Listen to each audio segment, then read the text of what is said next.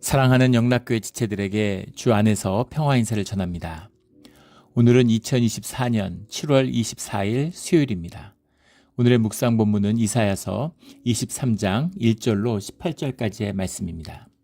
오늘 본문 말씀 23장 1절부터의 말씀은 이렇게 시작합니다. 두로에 관한 경고라. 다시스의 배들아 너희는 슬피 부르짖을지어다. 두로가 황무하여 집이 없고 들어갈 곳도 없으며 이 소식이 기띔 땅에서부터 그들에게 전파되었습니다. 두로와 시돈에 대한 경고가 23장에 대한 말씀인데 지금 말씀들이 보면 우리 22장에서는 셈나에 대한 경고가 나오고 또 21장에는 바벨론과 두마, 에돔, 아라비아에 대한 경고가 나오고 그리고 또 19장에서는 애굽에 대한 그런 경고의 말씀이 나오고 말씀들이 쭉 그 주님의 심판의 때에 그 심판 가운데 있는 사람들에 대한 경고들이 쭉 나오고 있죠. 그래서 오늘은 두로와 시돈에 대한 말씀입니다. 두로에 관한 경고라. 물론 애굽도 마찬가지고 바벨론도 마찬가지. 두로와 시돈도 우리를 향한 경고죠. 또 예루살렘을 향한 경고입니다. 지금 풍전등화에 놓인 지금 모든 아수르가 이 애굽부터 이 메소포타미아 지역까지 이 페르시아 지역까지 완전히 초토화시켰는데 아나톨리아 지방까지 완전히 그 소아시아를 그랬는데 지금 등불처럼 암흑 속에 등불 하나처럼 예루살렘이 지금 남아 있는 거죠. 근데 그 예루살렘에 대한 경고를 말씀을 주시는 거예요. 그리고 이 말씀은 동시에 우리를 향한 말씀이기도 한 것이죠. 두로라는 건 우리 뭐 잘 알고 있는 것처럼 두로와 시돈이라고 하는 것 지돈, 초르, 두로, 초르라고 하는 두로와 시돈은 이제 페니키아인들을 말하는 거죠. 지중해 연안의 도시인데 지중해 연안의 도시에서 지중해를 배경으로 해가지고 여기 오늘 본문에 여러 번 나오는 다시스라고 하는 스페인 쪽에 있었던 이제 지역이라고 하죠. 그런 지역들을 개척해서 식민지로 삼아서 식민도시로 무역의 거점들을 만들고 있는 겁니다. 오늘 기띔 땅이라고 나오는데 이게 이제 사이프러스죠. 지중해에 있는 섬. 사도행전에도 나오고 그러는 이제 키팀이라고 하는 사이프러스. 근데 그 섬을 지중으로 이렇게 지배하고 있는 거예요. 우리가 잘 알고 있는 카르타고라는 나라, 북아프리카에 있었던 나라, 카르타고, 한니발로 유명하죠. 로마를 정복하려고 했었던 그 카르타고 같은 것도 페니키아인들이 세운 대표적인 나라죠. 근데 이 나라들이 이제 바알법이라고 하는 야훼법과 바알법의 싸움이잖아요. 충돌이죠. 근데 그 바알법을 상징하는 게 이제 이 페니키아의 질서입니다. 그래서 바알법이 여호와의 법이 퍼져가고 여호와의 복음이 퍼져가는 것. 이것이 이제 구속의 역사고 복음의 역사죠. 성경이 증거하는. 근데 현상적으로 보면 바알의 법이라는 건 뭐예요? 상거래의 법이죠. 돈이 지배하는 법이죠.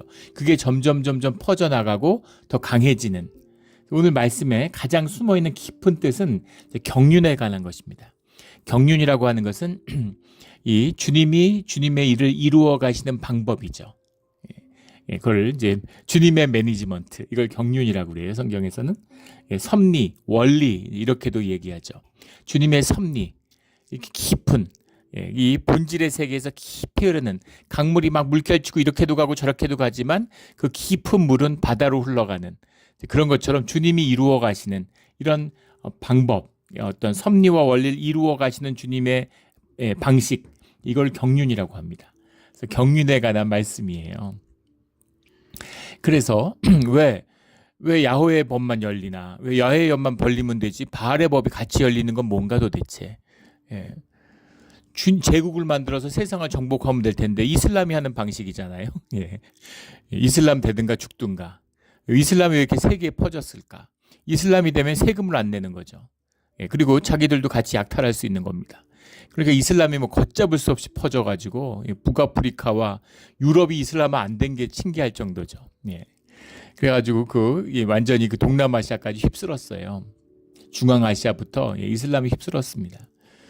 그런데 그건 주님의 방식이 아니죠. 주님의 방식은 그런 것이 아닙니다. 연약한 자, 작은 자들을 세우는 그들의 아픔 가운데 함께하는 이게 주님의 방식이죠. 어린아이와 같은 그 구루턱에서 새싹이 피어나는 생명의 역사, 이게 진짜잖아요. 그 역사입니다. 그래서 그것이 현상의 눈으로 보면 초라해 보이고 현상의 눈으로 보면 이해할 수 없지만 멸망하는 것 같고 뭐 지지부진한 것 같고 형편없는 것 같지만 진실한 역사가 거기서 피우고 그게 진짜인 거죠. 그게 피어나서 생명으로 열려서 거기서 다스림의 권세가 열려야 그래야 진짜가 나오는 겁니다. 그런데 그걸 열기 위해서 주님이 바알의 법을 여호와의 법을 연결게 하기 위해서 바알법을 쓰시는 거예요. 그래서 23장 말씀은 종교인들한테는 굉장히 불편한 말씀입니다. 온갖 주석과 뒤에 가면 더 그런 말씀이 나오죠. 우리 18절 이럴 때 가면 도대체 주님은 뭘 하시는 걸까? 이제 그렇게 보이는데 우리 여러 번 나눴죠. 그 훈련소의 악마 조교, 빨간 모자를 쓰고 유격 조교 같은 사람들 잡죠. 어떻게 이렇게 가혹하게 애들을 괴롭힐까? 정말 악마가 그 인카네이션한 것 같은 그런 생각이 들어요. 육화된 것 같은. 그런데 마귀를 미워하고 마귀와 싸울 필요가 없는 것처럼 그 유격장의 조교를 미워하고 유격장의 조교를 적대할 필요가 없죠. 나를 위한 내 체력을 강화시키고 나의 전투 체력을 내가 훌륭한 군인으로 내가 자라나기 위해서 돕는 존재일 뿐인 거죠. 그런 것처럼 주님이 이런 예루살렘을 주의 자녀들을 자라나게 하기 위해서 세상 것을 들어 쓰신다라는 겁니다. 깊은 뜻이 들어있어요. 또 들어 쓰신다 그러니까 또 이것을 무슨 정말 완전히 껍데기로 잠깐 쓰다 버리는 것처럼 근데 그런 게 아니라 이것이 동시에 두로와 시돈을 향한 다시스를 향한 구원의 문이 된다라는 것입니다. 그래서 주님은 열방을 구원하시는 주님이 또 깊은 섭리와 뜻이 들어있는 것이죠. 오늘 본문 말씀에 흐르고 있는 뜻이에요. 두로에 관한 경고고 두로 시돈 전부 다 상인들이죠. 상업자본입니다. 바알이 상징한 우리 카르타고 로마를 정복했던 한니발 장군, 한니발이라는 말이 한이라고 하는 것이 이제 그레이스라는 뜻이고 한 바알이죠. 한니발, 바알이라는 게 바알 숭배하는 그 바알이에요. 그래서 바알의 은총 이런 뜻이죠. 그 이름으로도 잘 나타나죠. 그래서 이제 그들에게 전파되는 소식인데, 근데 이게 뭐 여러 가지 이제 역사적으로 이게 정확히 왜냐면 아수르도 여러 번 막 12년간 두로를 포위하기도 했었고 여러 번 이제 여기를 침략했기 때문에 그 얘기다. 아니면 결국 두로와 시돈을 완전히 이제 무너뜨린 건 바벨론이기 때문에 후대 바벨론이다. 아니면 고대 바벨론도 여러 번 두로와 시돈을 공격한 적이 있습니다. 이 두로와 시돈이라고 하는 지중해 연안 지역이라고 하는 것은 완전히 부의 철벽이죠. 여기를 지배하는 자가 부를 지배하는 겁니다. 그래서 대륙 세력들이 항상 이 지역을 먹으려고 그러죠. 심지어 바그다드를 점령하고 이 중동을 제패했던 몽골 왕국도 일칸국이라고 그러죠. 일칸국도 이 지중해 해변 도시들을 장악하지 못했어요. 이 지중해 해변 도시를 장악하면 지중해 무역을 장악하는 거죠. 지중해 무역을 장악하면 부가 쌓이는 겁니다. 이제 그 시돈 상인에 대한 이야기인 거죠. 2절에 바다에 왕래하는 시돈 상인들로 말미암아 부요하게 된 너희 해변 주민들아 잠잠하라. 해변 주민들 이런 가나안 사람들 얘기하는 건데 시돈과 이 두로의 사람들도 크게 보면 다 가나안 사람들인 겁니다.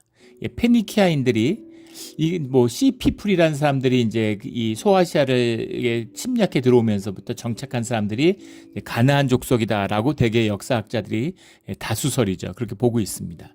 그런데 그런 페니키아인들의 같은 원류니까 사실은 두로와 시돈은 이제 상업을 하니까 계속 그 상업성을 살려간 것이고 가나안 사람들은 이제 땅에 정착하니까 농경 민족으로 변화된 것이다. 뭐 이렇게 보는 것이죠. 그런데 상인들로 말미암아 부유하게 된 너희 해변 주민들아. 농사를 짓는데 강원도에서 무슨 고구마 농사 짓고 무슨 옥수수 농사 짓는데 그게 그렇게 해서 뭐 옥수수 먹고 감자 먹고 사는 거죠. 근데 그거를 서울에 갖다 팔아야 그래야 부가 쌓이고 돈을 버는 거잖아요. 제가 그 양평에 있는 그 기독교 공동체 수도원에서 잠깐 한 6개월 살은 적이 있었는데 이제 밭농사를 짓습니다. 근데 거기서 지역에 농사 짓고 또 제가 뭐 수도원에서 농사 질지 모르잖아요. 그래서 이제 그 동네 분들이 이제 양평에 있었는데 도와줘요. 다 동네 그 수도원 바로 앞에 이제 이장님이 사는데 거기서 이장님의 권세가 시골에서 얼마나 큰가 하는 걸 알 수 있었죠. 이장님이 동네 마이크를 통해서 하고 싶은 얘기 언제든지 마음대로 합니다. 아무 때나. 그런데 이장님이 근데 그 동네를 꽉 잡고 있죠. 이장님의 진정한 권세는 그 이장님이 그 지역에서 고구마 농사를 짓는데 그 고구마 농사를 동네 창고에다 수납하고 있어요. 근데 그 고구마가 그때 막 인기를 끌어가지고 뭐 한 20년 전인데 그래가지고 막 그 무슨 큰 마트들 이런 데서 이제 구매 담당자들이 계속 찾아오는 겁니다. 막 케이크 들고 선물 들고 뭐 과일 사들고 이장님한테 계속 인사 와요. 자기들한테 그 고구마 더 달라고. 그래서 고구마의 그 권세가 대단하더라고요. 그 이장님 마음인 거죠. 뭐 어차피 팔아서 돈 받아가지고 동네 사람 나눠주면 되니까. 뭐 어디다 팔든 뭐 롯데마트에 팔든 이마트에 팔든 뭐 어디 팔든 이장님 마음인 거죠. 그게 다 상업의 힘이죠. 고구마 뭐 그 동네에서 농사 졌는데 사갈 사람이 없으면 무슨 의미가 있어요.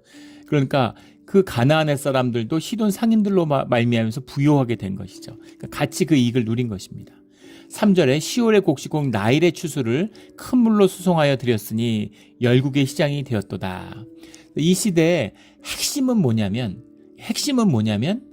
이 지중해 사람들은 전부 다 그리스도, 발칸반도도, 이탈리아도 그런 다 마찬가지인데 전부 다 다시스 지역, 리베리아 반도도 그 지역의 인구들이 기후가 좋고 많이 사는데 그들이 먹고 사는 주된 식량은 애굽에서 나오는 밀이라는 겁니다. 애굽의 밀이 지중해를 먹여 살리는 거죠. 로마 시대도 마찬가지였습니다. 그래서 이것 때문에 사실은 무역을 추동하는 거예요. 강력히 수입을 원하는 강력한 사람들이 있으니까. 근데 그때 배들은 뭐 중세까지도 그런데 무슨 동력선이 아니잖아요. 바람을 타고 계절풍을 타고 다니는 겁니다. 그래서 로마에서 알렉산드리아에서 배를 띄우면 바로 그냥 지중해를 타고서 시실리 섬으로 가는 게 아니고 사도행전 보면 자세하게 나오죠. 그 배를 타고서 가나안 쪽으로 올라오는 겁니다. 그래서 시론 두론에 있다가 그 다음에 아나톨리아 지방을 끼고서 가는 거예요. 사이프러스 섬을 북쪽으로 갈 건가 남쪽으로 갈 건가 계절풍을 타가지고 그런 식으로 타고 내려가서 로마로 가는 거죠. 이제 그것이 그 당시 무역의 이제 패턴이라는 겁니다. 그러니까 시홀이라고 하는 것이 이제 그 나일강의 이제 별칭이죠.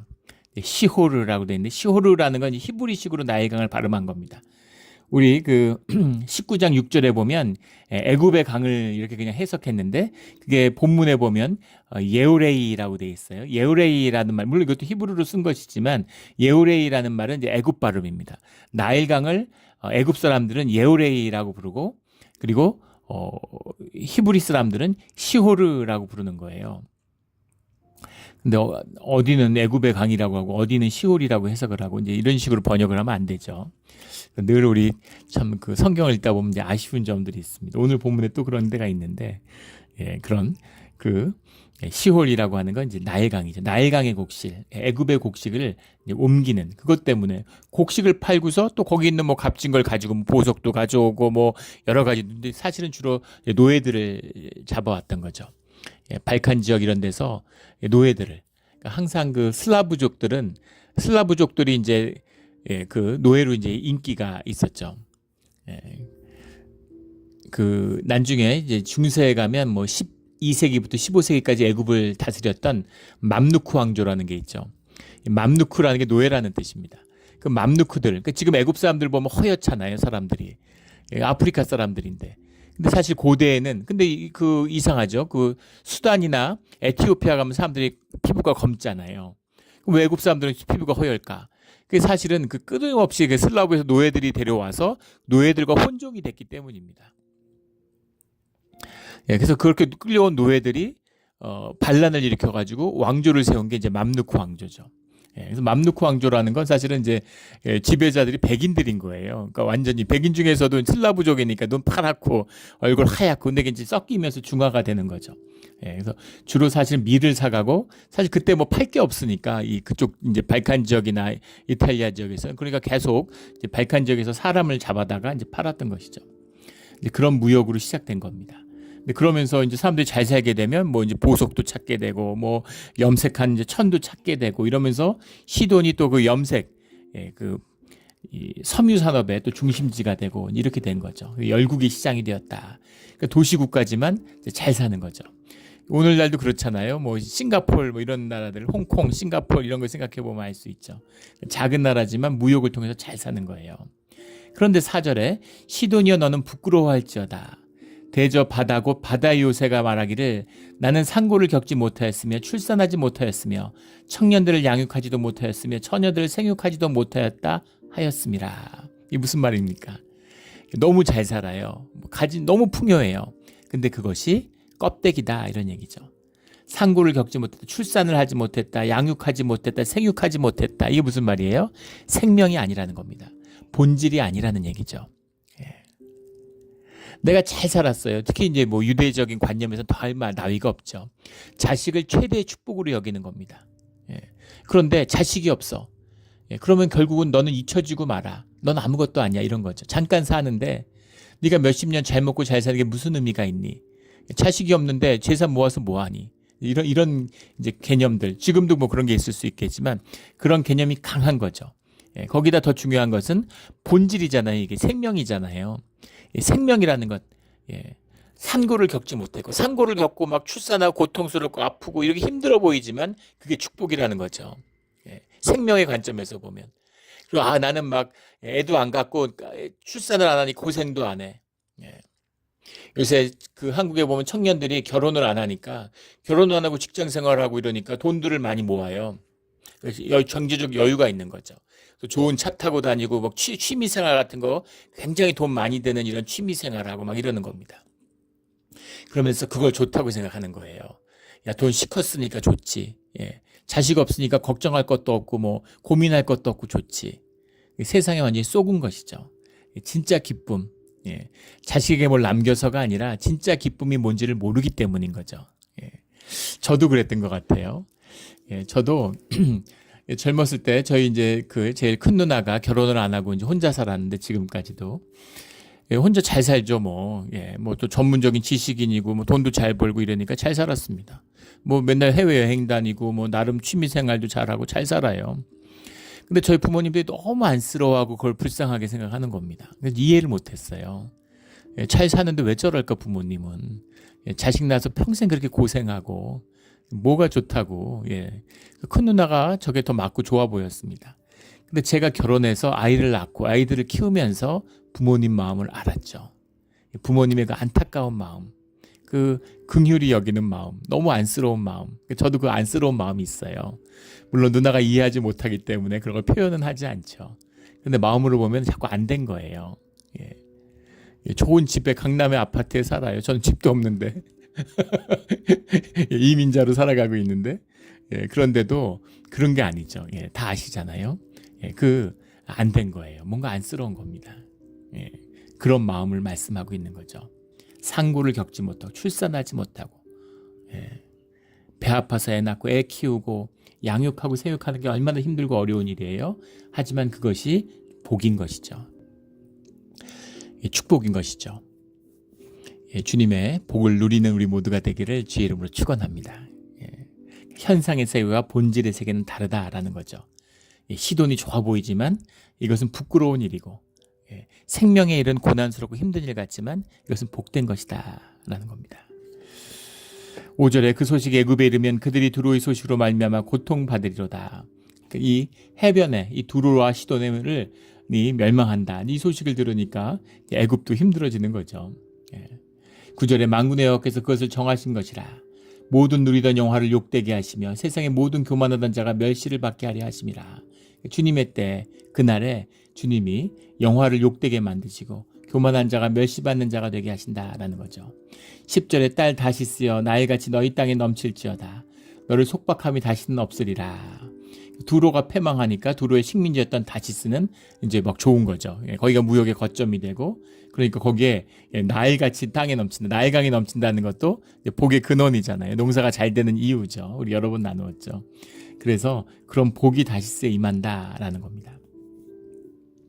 주님이 상업을 멸시하거나 상업을 없애려고 하시는 게 아니에요. 뒤에 말씀에도 나오지만 만약에 상업을 없애려고 그러면 다시 쓰고 뭐고 하여간 상업이 발들지 못하게 해야 되는데 그게 아니죠.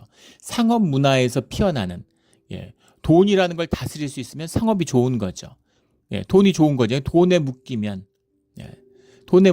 돈이 많으면 사람이 풍요하게 살까요? 돈에 묶이면 점점 더 인색해지는 겁니다.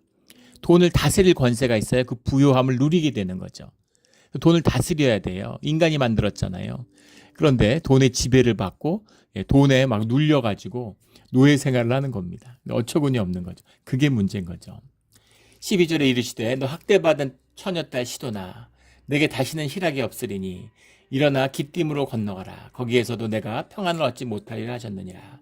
이 지중해 연하를 이제 토벌하니까 보통은 그 내륙국가, 대륙국가들, 제국들이 강력한 육상 세력을 가지고 있지만 해안이라고 하는 것은 배를 타는 거니까 몽골 쪽이 세계를 지배했는데 고려에 들어와서 강화섬을 점령 못하죠. 그런 겁니다. 사이프러스로 넘어가면 키팀으로 가면 키팀을 대륙 국가들이 아무리 군대가 많아도 배를 못 만드는데 또 배를 만들었다 해도 배를 운영하는 바람을 타고 다니는데 그 배의 노하우라는 것 영국 같은 작은 나라가 세계를 지배했잖아요. 그게 이제 해양 문명의 힘인 거죠. 중세 시대에도 무슨 프랑크 제국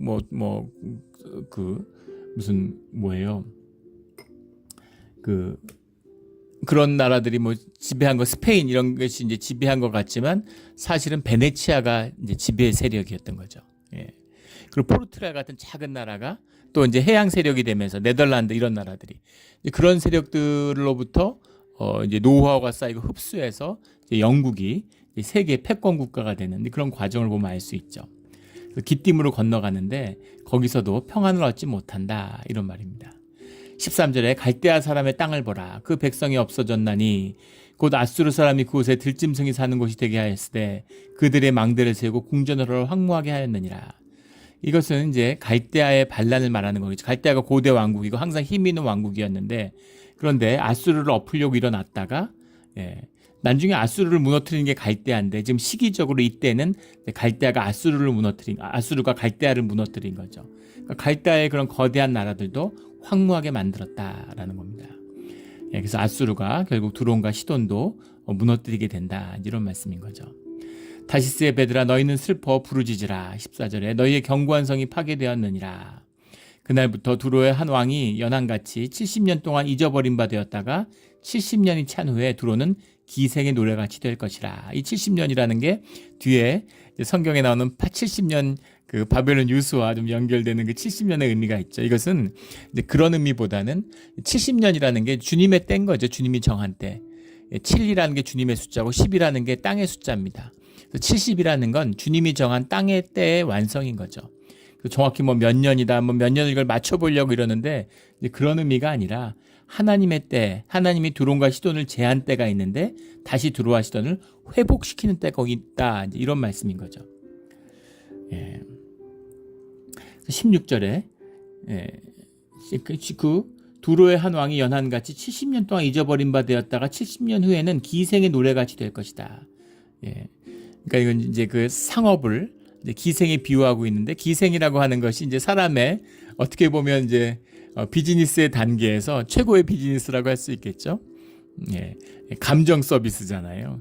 무슨 물건을 파는 것도 아니고 물건을 팔면 단가가 얼마나 비쌉니까? 그러니까 얼마나 큰 리스크가 있어요.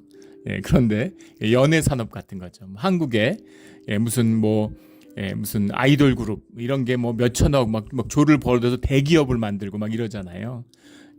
그 아이들 몇 명 모아가지고 춤하고 노래 가르쳐가지고 공연 다니고 음원 팔고 이러는데 음원이란 옛날에는 LP CD라도 팔았지 음원이라는 게 어디 있어요? 온라인에 있는 거 아닙니까? 그러니까 단가가 얼마나 낮겠어요. 물론 한 그룹 만들어서 되는 건 아니고 수십 개 그룹이고 거기 몇 년 동안 그 아파트에서 먹고 재우고 그 돈도 꽤 들긴 하겠지만 그래도 만약 공장 만들고 자동차 만들어 팔고 한번 생각해 보십시오. 그런 걸 생각하면 그런데 그런 것처럼 이제 상업 문화의 절정 이런 거죠. 또 사람들의 비율을 맞추는 장사를 하려면 비율을 잘 맞춰야 되잖아요. 그런 걸 비유하는 게 기생의 노래같이 사람들을 끌어들이고 상업 문화의 표현이죠. 16절에 잊어버린 바 되었던 너 음녀여. 음녀라는 것도 상업 문화. 나중에 바벨론을 상징하기도 하고 음녀라는 게 이제 바알의 법을 말하는 거죠. 바알의 지배, 바알의 법을 항상 음녀라고 얘기하죠. 다른 이름으로 이제 바벨론이여 이렇게도 얘기하고 수금을 가지고 성읍에 두루 다니며 기묘한 곡조로 많은 노래를 불러서 너를 다시 기억하게 하라 하였느니라. 이상하죠? 두론과 시돈을 없앨 거면 바알법을 없앨 거면 이때 짓밟아서 없애지. 아수르를 쓰신 김에. 근데 왜 이것을 다시 되살리느냐라는 겁니다. 이걸 왜 되살릴까? 이걸 되살리는 이유가 오늘 말씀 가운데 나와요. 17절에 70년이 찬 후에 여호와께서 두로를 돌보시리니, 이 짓밟힘을 당한 두로와 시돈이 짓밟혔다가 다시 회복되고 그걸 주님이 돌보신다 이렇게 말씀하는 겁니다. 그가 다시 값을 받고 지면에는 열방과 음란을 행할 것이며, 그래서 음란을 행한다라는 것도 이제 상거래에 대한 표상이죠. 근데 이제 이스라엘은 내륙 국가였습니다. 이스라엘이 내륙 국가고 농경 국가고 목축 국가죠. 이스라엘도 잘 살았던 때가 있어요. 아합 때 사실 잘 살았습니다. 성경에서 그렇게 미워하는. 솔로몬 때 잘 살았어요. 그때 왜 잘 살았냐면 무역을 했기 때문인 거죠. 시돈과 두로와 연결이 되면, 이세벨이 두로 출신인가요? 시돈 출신인가요? 이 페니키아 출신에서 온 이제 공주잖아요. 그래서 바알의 숭배를 가지고 들어왔죠. 솔로몬도 마찬가지죠. 문제는 무역이 문제가 아니라 무역을 하면 항상 우상 숭배를 가지고 들어온다는 겁니다. 돈이 들어오면 좋죠. 근데 돈이 들어오면은 자기의 본질을 잃어버리는 거죠. 가족도 잃어버려. 돈에 미쳐가지고 막 부부끼리 원수지고 막 그 자녀 가족들이 서로 미워하게 되고, 돈 때문에 그걸 미워하시는 거죠. 그렇게 되지 말라는 겁니다. 세상 보세요. 막 뭐 재벌들 아쉬울 게 없을 것 같은데, 예전에 한국에 갑부집이죠. 아들이 셋 있는데 큰아들하고 셋째 아들이 뭐 소송을 벌여가지고 큰아들도 재산이 몇 조고 뭐 막내는 기업을 물려받아 수십 조인데 서로 다 물려받은 재산이죠. 근데 아버지 재산이 또 몇 조가 드러난 거예요. 숨어있던 재산이, 비자금이. 그랬더니 서로 막 재판하고 80 먹은 형하고 70 먹은 동생이 그 재판을 몇 년을 끌었습니다. 그 재판이 끝나고 얼마 안 있다가 둘 다 죽었어요. 삶의 마지막을 재판으로 그 돈 더 차지하겠다고. 근데 이미 이자도 못 쓸 텐데, 이미 자식들한테 물려, 자식들도 돈을 몇 조씩 갖고 있는데 몇십 조를 가지고 있는데 왜 싸울까요 도대체? 돈에 눈이 머는 거죠. 짐승 것 같은 마음이 되는 겁니다. 사람이 영이 죽으면, 영이 마비되면 짐승같이 돼요. 천박해집니다. 육으로 사니까, 육이 다니까 천박해지는 거죠. 상상할 수 없는 짓들을 하는 겁니다. 그런 모습이 드러나는 거죠. 그것이 이제 돈의 역사. 여기 그래서 음녀다, 음란을 행한다, 이런 표현들이 나오는. 그리고 돈의 또 문제는 뭐냐면, 돈이라는 것은 육을, 그 육의 즐거움을 쫓는 거잖아요. 바알법의 근본이죠. 우상 숭배가 이제 음란이 그 절정에 있는 거죠. 그 얼마나 좋겠어요. 야훼법은 그걸 다스리라고, 누르라고 얘기하는데 그걸 터뜨리라고, 그걸 마음껏 누리라고. 술 절제해. 절제할 건 뭐 있어? 잠깐 사는데 시컷 먹어, 시컷 마셔, 이런 거죠. 성 같은 거 절제하지 마. 뭐 음란하게 있는 데까지 한번 쾌락을 추구해봐. 그러니까 그게 사는 사람들, 육을 쫓는 사람들은 그게 너무 좋은 거죠. 그것을 이제 음란이다, 음녀다, 그렇게 얘기하고 있는 겁니다. 근데 이것이 무슨 상업 질서나 금융 질서 같은 거를 뭐 기독교는 배격하나? 그런 건 전혀 아니라는 거예요. 그 말씀의 뜻이 18절에 나오는 겁니다. 오늘의 마지막 자리이긴 한데, 그 무역 헌금과 이익을 거룩히 여호와께 돌리고 간직하거나 쌓아두지 아니하리니. 이거 이제 해석을 뒤집었어요. 간직하거나 쌓아두지 않는, 여호와께 돌리고, 그게 아니라 간직하거나 쌓아두지 않고, 간직하거나 쌓아두지 않은 것을 주님이 거룩하게 받았다, 이 말씀입니다. 이 말씀이 이제 어려운 거예요. 왜 이렇게 해석을 뒤집었을까요? 코데스 야훼라는 게 주님이 거룩하게 여기신다라는 당연한 얘기겠죠. 거룩하게 드리겠습니까? 시돈과 두로가 여호와의 뭐 성전을 짓나요? 제사를 지내나요? 뭐 헌물을 드리나요? 이게 자체가 말이 안 되는 얘기잖아요. 뭘 거룩히 여호와께 돌리겠어요? 시돈과 두로가, 다시스가, 무슨 뭐 기띔이, 말도 안 되는 얘기죠. 그런데 주님이 거룩히 받은 것이고, 또 사실 거룩히 돌렸다고 해도 거룩히 돌리는지 거룩히 돌리지 않았는지를 결정하는 건 주님이시죠. 주권이 주님한테 있어요. 내가 거룩히 구별했다고, 그거는 필요 조건이지 충분 조건이 아닙니다. 주님께 나올 때 내가 주님께 그 헌물을 드려야 되겠다. 무슨 그렇다고 했을 때 그거를 내가 거룩하게 구별해서 거룩하게 드렸다고 해서 거룩하게 받으시는 게 아닙니다.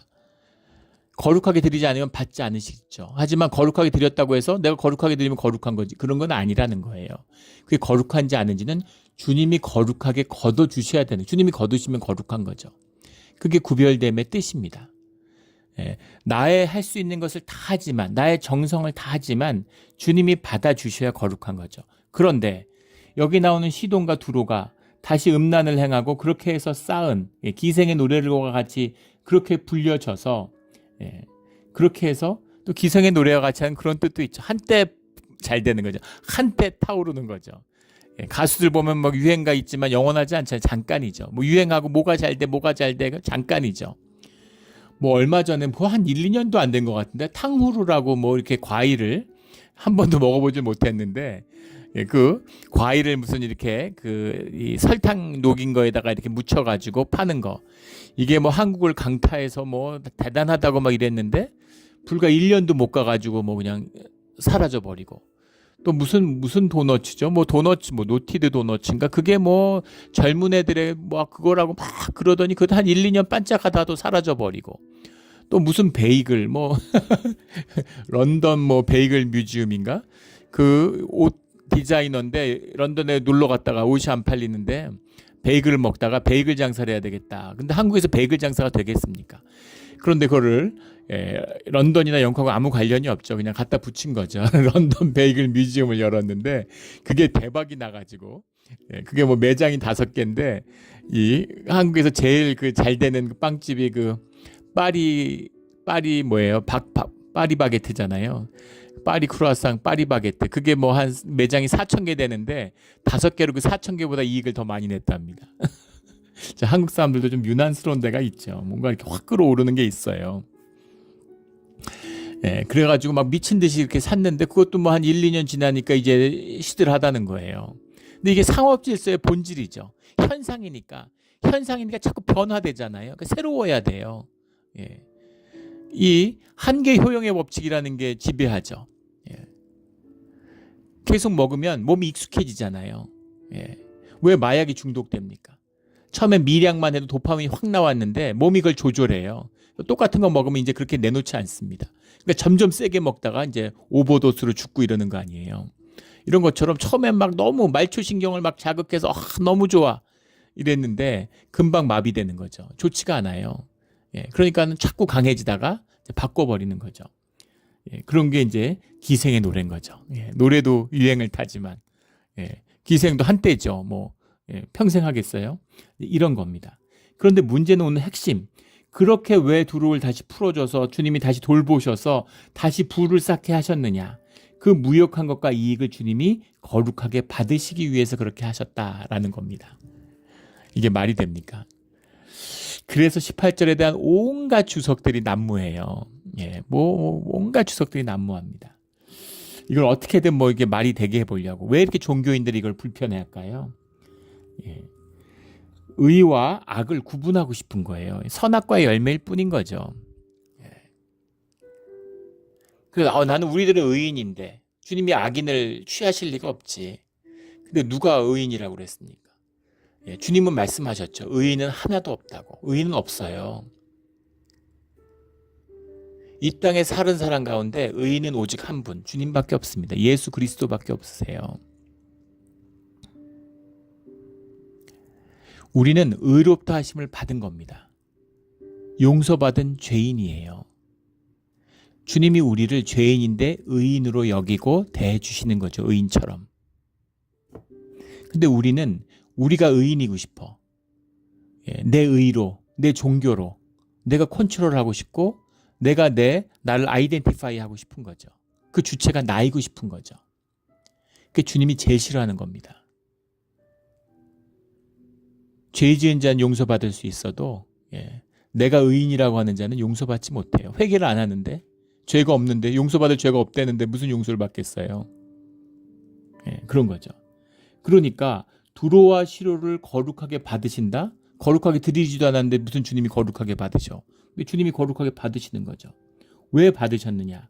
그 무역한 것이 여호와 앞에 사는 자가 배불리 먹을 양식, 잘 입을 옷감이 되리라 라는 이 말씀입니다. 이게 주님의 섭리의 세계예요. 주님의 경륜입니다. 아유, 악인은 다 벌을 받아야 되는데 왜 악인들을 흥황해하고 악인들에게 돈을 주시지? 주님이 그렇게 돈을 세상에 끌어모아다가 주님의 자녀들을 먹이려고 그러신다, 이런 말씀이신 겁니다. 기가 막힌 말씀이죠. 이게 주님의 경륜이에요. 그리고 우리는 이게 말이 됩니까? 주님 어떻게 악한 자를 쓰셔가지고 이런 걸 쓰십니까? 이 더러운 돈을 어떻게 주의 자녀에게 주십니까? 근데 누가 더럽다고 그랬니? 그런 거죠. 주님이 더럽다고 하지 않는데 왜 니들이 더럽다고 그러니? 이런 말씀인 겁니다. 근데 이 말씀이 종교인들한테는 어려운 거예요. 우리 신명기 23장 18절인가요? 유명한 말씀이 있잖아요. 창기의 재물과, 정확한 지금 말씀은 기억이 안 나는데, 창기의 재물과 개 같은 자의 보물인가요? 소득을 하나님께 가져오지 마라, 이런 말씀이 있죠. 창기의 번 돈과 개 같은 자의 소득을 하나님께 가져오지 마라라는 말씀이 신명기 23장 18절에 10절인지 18절인지 있습니다. 그런 더러운 건 주님이 받지 않으셔. 주님께 갖고 왔다고 다 주님이 받으시는 재물이 아니야 라는 겁니다. 준비되지 않은 걸 갖고 왔다고 해서 주님이 취하지 않으신다고 그러는데, 이건 유대인에게 주신 말씀인 거죠. 주님이 취하면, 예수님이 창기와 세리들을 가까이 하시잖아요. 세리의 집에 가서 밥을 드세요. 세리 집에서 밥은 어디서 나왔을까요? 세리가 동족을 착취해서 거둔 그 재물에서, 그 식량에서 나온 거죠. 그걸 주님이 드신다고? 있을 수 있습니까? 심지어 그 더러워서 유대인들도 그걸 안 먹는데, 상종을 안 하는데, 그때 세리는 지금 세리가 아니죠. 지금 무슨 IRS 이런 게 아닙니다. 세금 공무원이 아니에요. 로마 시대였잖아요. 그러니까 우리 일제시대 친일파 같은 거죠. 무슨 헌병 보조, 강력계 형사 이런 겁니다. 동족을 수탈하는 사람들이에요.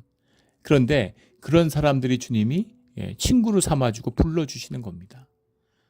그러니까 예수님이 용서가 되겠어요? 종교인들 눈에?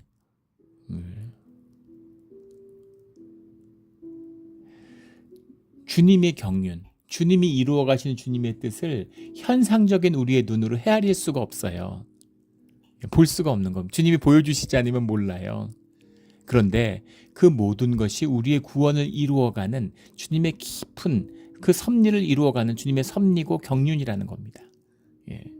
이 경륜의 뜻을 헤아리는 거죠. 이사야 시대 때 이사야는 봤지만 사람들은 그걸 받지 못하는 거예요. 아수르를 들어서 우리를 치시는 게 우리를 위한 거라고? 그게 말이 돼? 우리가 원하는 건 우리를 들어서 아수르를 짓밟아야지. 그래야 우리의 주님이시지. 근데 주님의 경륜은 그런 게 아닌 것이죠. 그래서 우리가 말씀을 알고 주님을 알아가야 되는 것입니다. 그것도 물론 주님이 허락하셔야 되는 것이긴 하지만, 우리 주님의 말씀의 뜻을 만나서, 주님의 말씀의 뜻을 만나서 선악과를 버리고 주님의 경륜을 이루어가는데 하나 되는, 그게 복이죠. 그게 성경이 이야기하는 복이에요. 강물을 따라서 파도를 타고 가는 겁니다.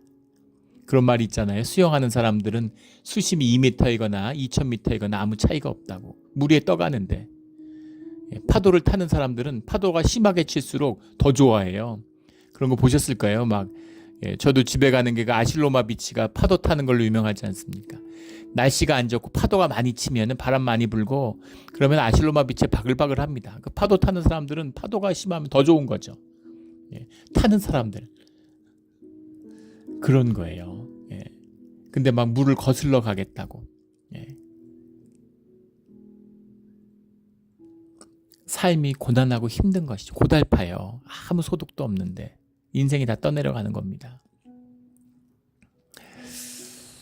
우리 주님의 뜻 가운데서 복을 누리며 살아가는 그런 우리 주의 축복받은 자녀가 되기를 예수 그리스도의 이름으로 축원합니다. 아멘. 기도드리겠습니다.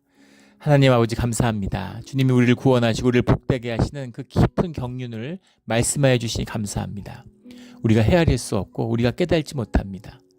머리는 동의한 것 같고 머리는 아는 것 같지만 우리의 삶의 문제로 만나면 그 고난과 환난이 우리에게는 벌 같고 저주같이 느껴집니다.